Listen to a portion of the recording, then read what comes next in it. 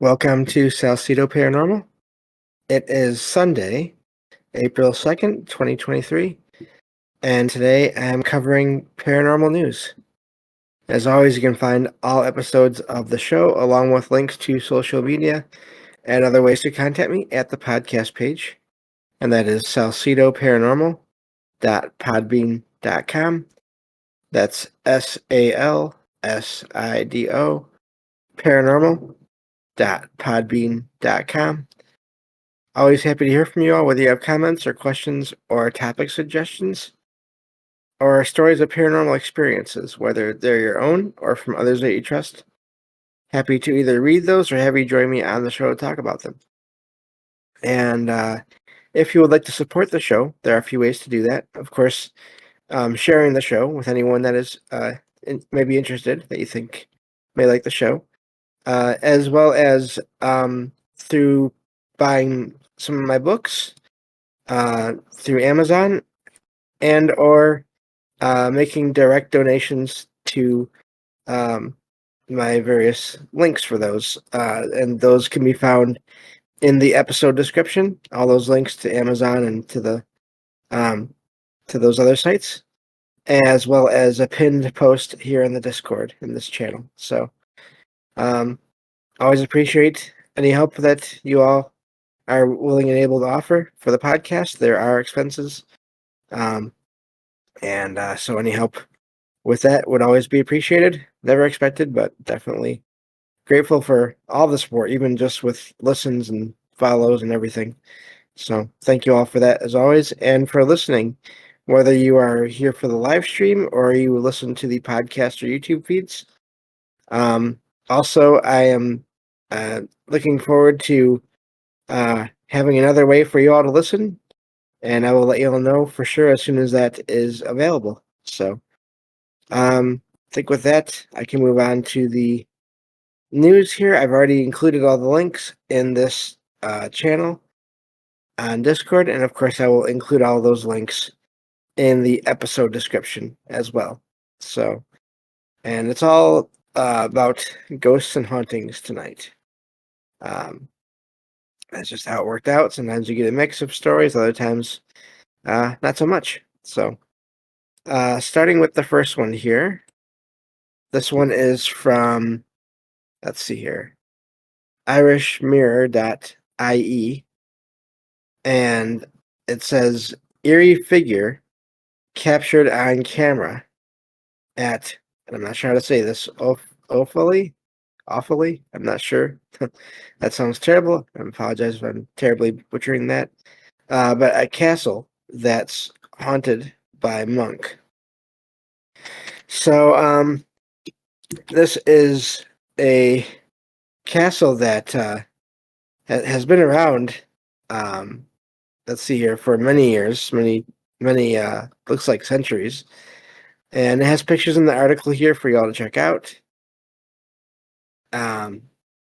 Mentions that a group of paranormal investigators caught an image of a figure, basically looking back at them, or in the image anyway, and says that the image has caused a lot of quite a stir online. It was captured during an investigation of Kennedy Castle on Wednesday, March 22nd. So, not too long ago. The group was called Paranormal Supernatural Investigators Ireland, and it went into this castle to check it out, and were granted full access to most areas, it says. And they think that they say that the castle is very active. So, and in fact, it may have been the most active investigation they've ever been on. So that's always amazing when you hear that. And they spoke with staff that were there, and apparently they're talking about there was an abbey that stood there once before the castle was ever built. And so there's a lot of history in that, both in those. I mean, I'm sure in both of those kinds of buildings. Um, so it says that it was. Let me see here. The castle was originally constructed and around 350 AD. So that's over 1600 years ago. That just blows my mind. So let's see here. Talks a little more about the abbey that was there before that. And it says that it's believed that a monk named Hugh and then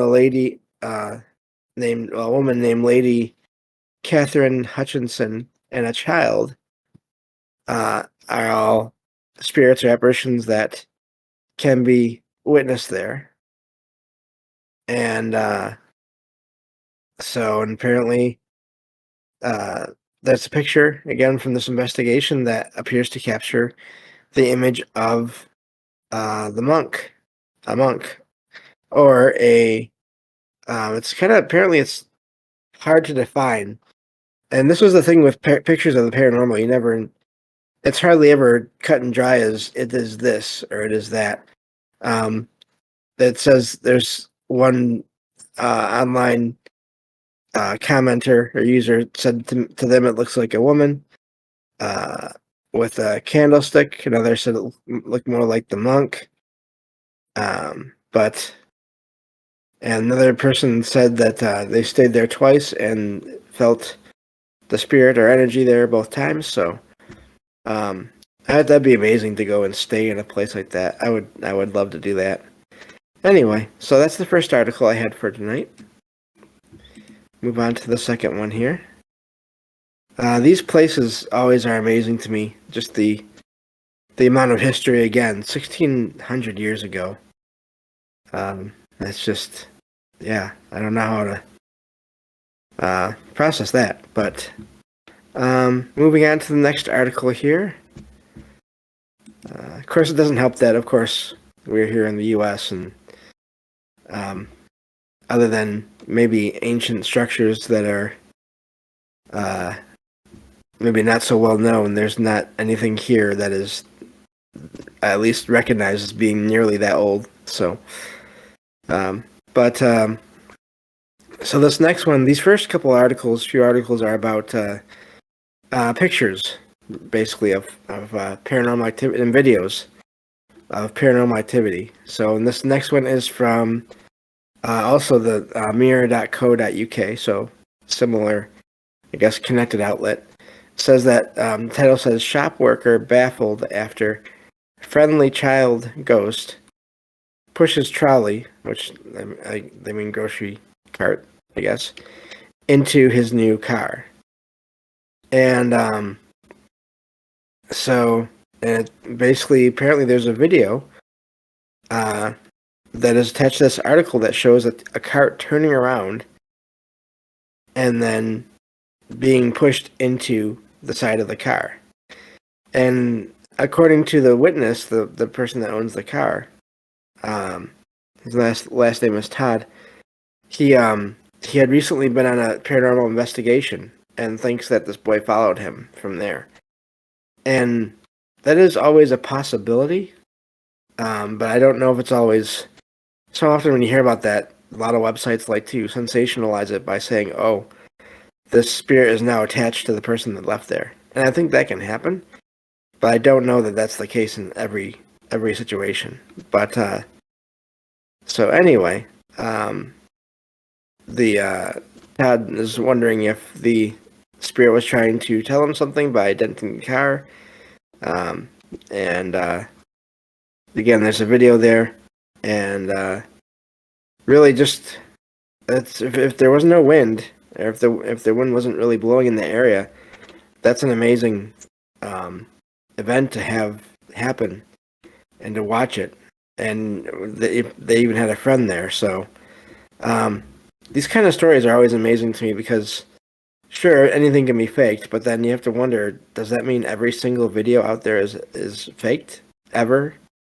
I don't think so. So just it's always I like considering the possibility of these videos, or at least similar events, being real, even if maybe the one that you're watching isn't real. I'm sure if you go look around online, you can find stories of similar experiences. So, just a thought. Something that's why I don't focus a lot. I don't do like video review shows, just for that reason, because there's so much that can be faked and exaggerated. But I think it is always good to sort of bring up these news stories when events happen that are covered by a news outlet, just in case it might be something that actually happened the way that the witnesses say it happened. So, moving on to away from video evidence or photo evidence. Let's see here. Okay. These next couple are about colleges and universities and the paranormal activity that is said to go on there. And this one is from bgdailynews.com. That's Bowling Green, I believe. And the title says, "Passing Down the Paranormal. WKU retiree collecting university's ghost stories." And I just love this in a way because this is someone who's interested in all this and is able to take the time and talk to people in the area. And in the article, she mentions that she had to really go out and find these stories. It's not like here in some places where people come to someone and then they just start collecting all the stories. It started out slowly.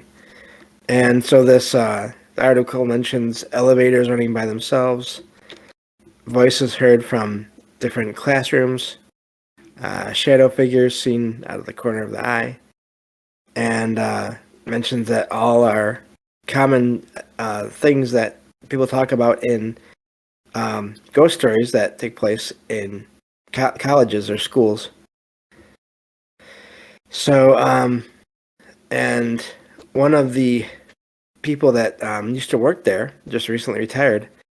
Let's see here. I'm trying to find the name. Okay. Dr. Smith, Tamala Smith, it says in the article here, says that since she retired, she's been working as a full-time paranormal researcher. This isn't, I mean, I would love to do this, to be able to go out and do these kinds of things in person on a regular basis. But apparently she's been she's conducted over 80 interviews with people who have been or have connections to the college in terms of paranormal experiences, and not just secondhand, but their own actual experiences. So, and she says it's not so much about whether ghosts are real, it's about capturing the stories, and I can understand that, and then seeing the patterns, she says, and hearing the similarities, which is part of why I do this show, is to look at all these possible patterns and similarities between so many stories of experiences. So I really like that. And Smith says that she's collected or documented stories from the early 60s up through 2020 to 2021. And so she's basically doing all this to work on a book. And before anyone maybe that hears that might think, oh, in it for money, books do not go and make tons of money nearly as often as you might think. So a lot of cases, it's just a project that needs to be put together into something, and sometimes books are maybe the best way to do it, especially when it's all words.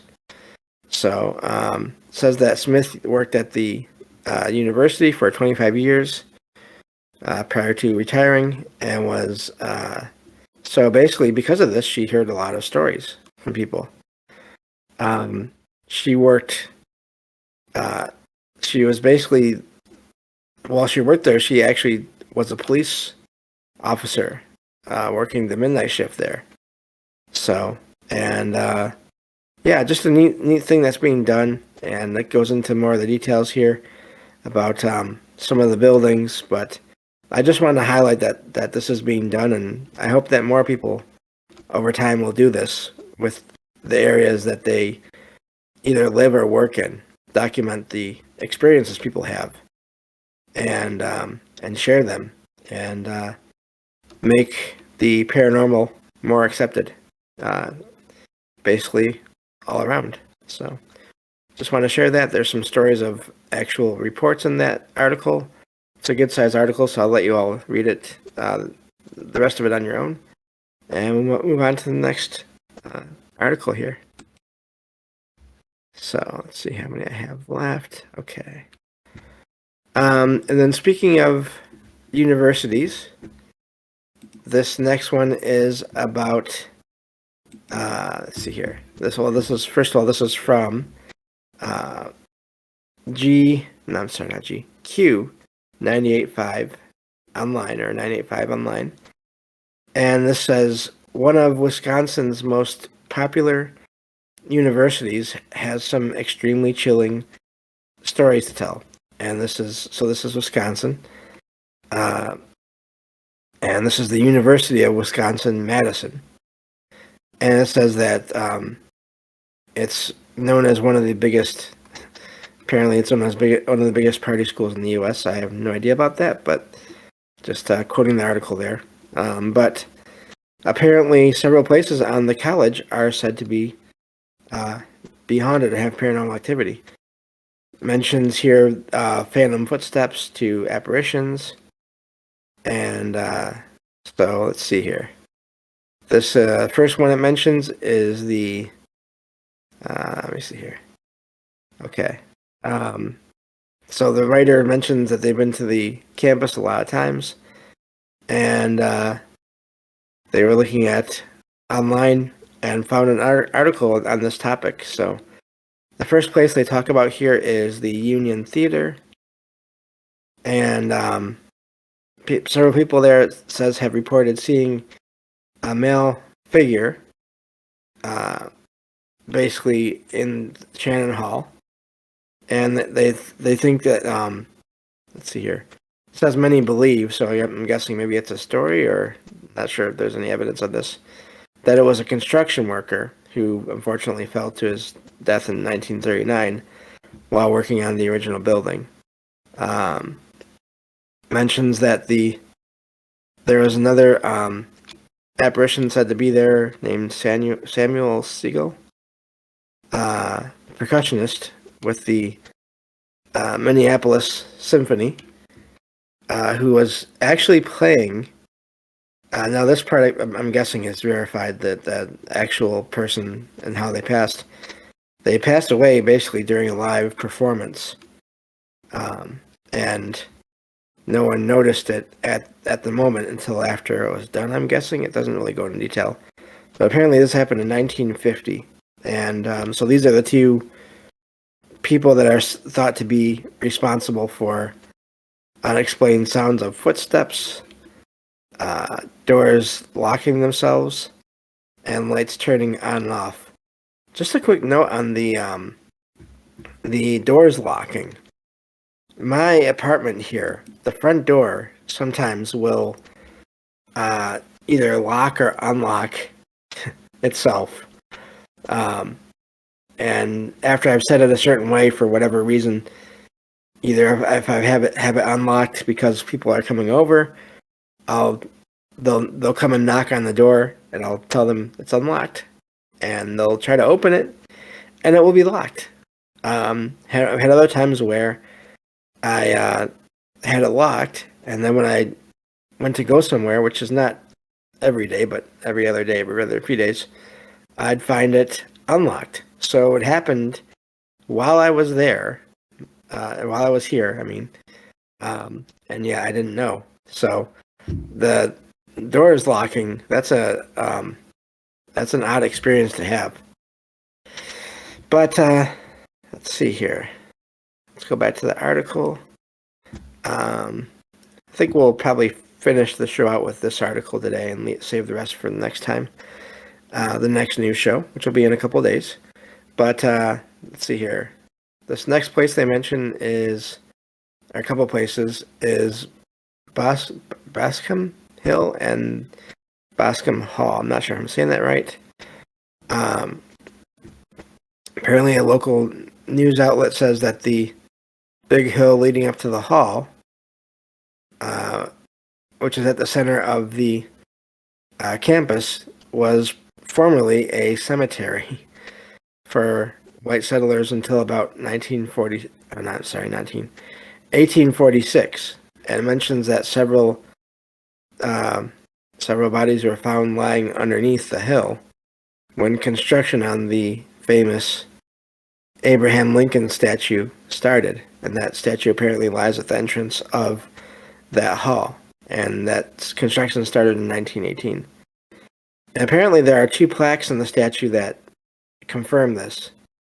But of course, here's where the legend kicks in. It says that the hall itself is haunted by the ghost of one of the university's former presidents. And you hear about this in certain university or school settings where one of the people that used to run the place is said to still be there. And I wonder how much of that is maybe possibly a thought form, or maybe it's someone that just really loved being there. As I always say, we have no idea what the afterlife really is. And when you have apparitions or what appear to be spirits that hang out in places and stay in places, it may not always be that they are there because they're stuck or they don't know where else to go. It may be that they're there because they like the place and they want to be there. Just a thought. I have no way of knowing for sure. It says that many paranormal experiences in the building happen on the fourth floor, which is where the former president's office was located. So let's see here. I'll see if I can get to, let's see here, how many more things there are here. So there's a couple more places that they talk about in this article, a few places actually. And they even go into other universities, apparently just other stories of paranormal activity there, I'm guessing. The article goes on. And yeah, so you can all check that out and for more details. I wonder about the whole school thing, because if you think about it, that's a whole gathering of several people that are there. It's basically like any kind of a business where there's people there every day, but then you also have the people that stay there. So that seems like a lot of energy that could be generated there and used by either spirits that are there or put together with all the thoughts of the people that are there that have heard these stories to make apparitions or make paranormal activity happen just based on the thoughts of the people that have heard these stories. So it's always something I think you have to consider, especially in places where there's reports of activity and there's a legend associated with the place, but then when you look into the place, there's no history to back up that legend. Obviously, history can be lost, I think, and so you never know, but I also think people can just, over time and with great numbers, can generate their own paranormal activity at times. So that's going to do it for today. I'll save the other articles here for the next news show, and that'll be good. So we'll go from there. Thank you all for listening. I'll be back tomorrow with true paranormal stories from the web on the next episode of Salcedo Paranormal. Take care, everyone.